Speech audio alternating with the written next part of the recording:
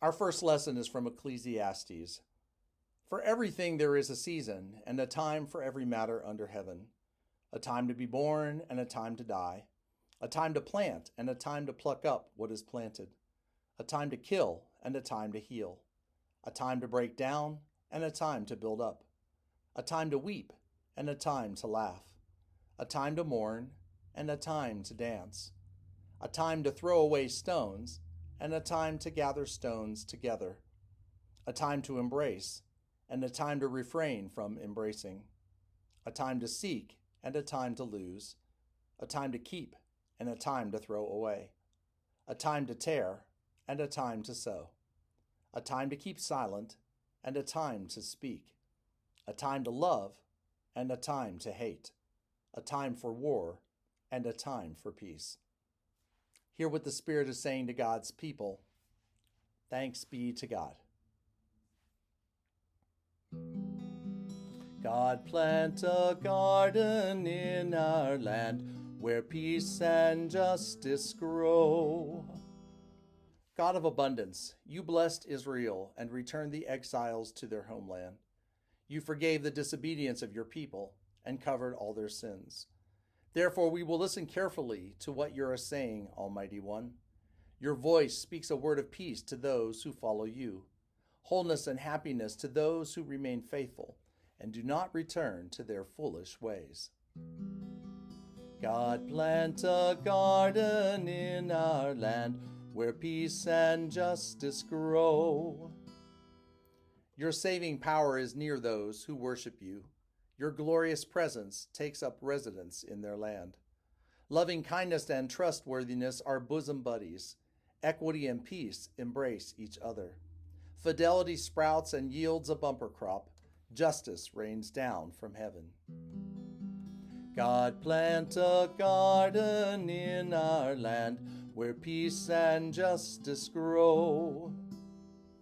The Lord of the harvest grows a garden of good things in their land. The yield is unimaginable. God's virtue and justice lead the way, clearing a path for us to follow. God, plant a garden in our land where peace and justice grow.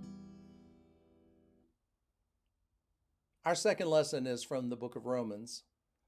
Welcome the person who is weak in faith, but not in order to argue about differences of opinion. One person believes in eating everything, while the weak person eats only vegetables.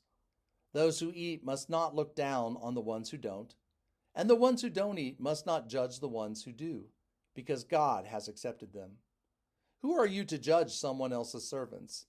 They stand or fall before their own Creator, and they will stand, because the Creator has the power to make them stand. One person considers some days to be more sacred than others, while another person considers all days to be the same. Each person must have their own convictions. Someone who thinks that a day is sacred thinks that way for God. Those who eat for God, because they thank God. And those who don't eat for God, and they thank God too. We don't live for ourselves, and we don't die for ourselves. If we live for God, and if we die for God. Therefore, whether we live or die, we belong to God.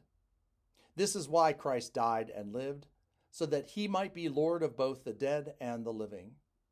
But why do you judge your spiritual siblings? We all stand in front of the judgment seat of God. Because it is written, "As I live, says the Eternal One, every knee will bow to me, and every tongue will give praise to God." So then, each of us will give an account of ourselves to God. Hear what the Spirit is saying to God's people. Thanks be to God. The Holy Gospel according to Matthew. Then Jesus told his disciples, "If any wish to come after me, let them deny themselves and take up their cross and follow me. For those who want to save their life will lose it, and those who lose their life for my sake will find it. For what will it profit them if they gain the whole world but forfeit their life? Or what will they give in return for their life?" The Gospel of the Lord. Praise to you, O Christ.